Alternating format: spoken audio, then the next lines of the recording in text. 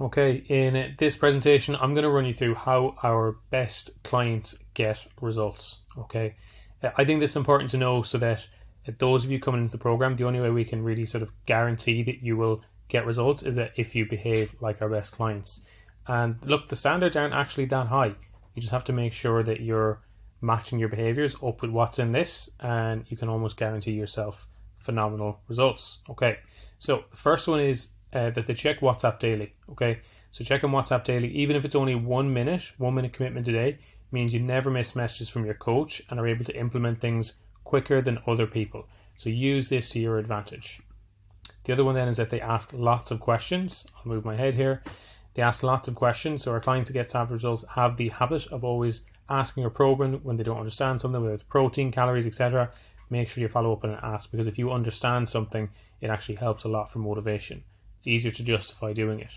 So they're also naturally curious and aren't afraid to express this by learning more about the process. So even stuff that they don't necessarily 100% need to know, like you don't need to know why you're doing a certain exercise in the gym, but you will be better off having that knowledge and being curious about it, because you'd retain the information, you'd motivate yourself to go a bit easier. Okay, so that's what they all do. So don't shy away from asking questions.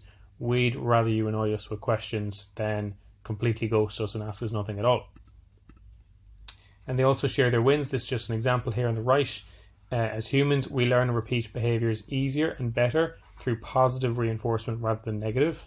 So take full fucking advantage of this by sharing your wins. Okay, this can be in WhatsApp or in the Facebook group. And I mentioned it in there as well. Okay.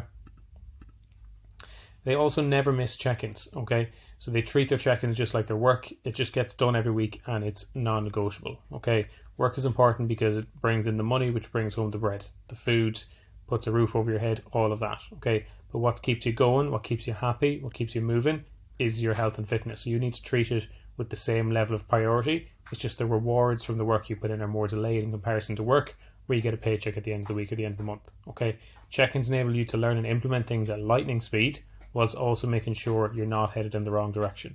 Okay, so here's an example of when it was filled in when our client was actually on a hike. They made sure that it still got done. Mightn't have been filled out as good as the other check-ins, but that's okay. It was still done. They're okay with being imperfect then, lastly. Okay, this is a big one. People think when they get things wrong, they have no right to fill in the check-in. That's not the case. If anything, it's more important. They tell us when something has gone wrong or when they can't get a workout in. They accept fuck-ups and actively work towards a solution if there is any, and they don't ghost us when they're having a hard time, and instead chat through it to learn how to manage training and nutrition better throughout those periods, because that's what we're here to help with. We're not here to just bully you when you get things wrong.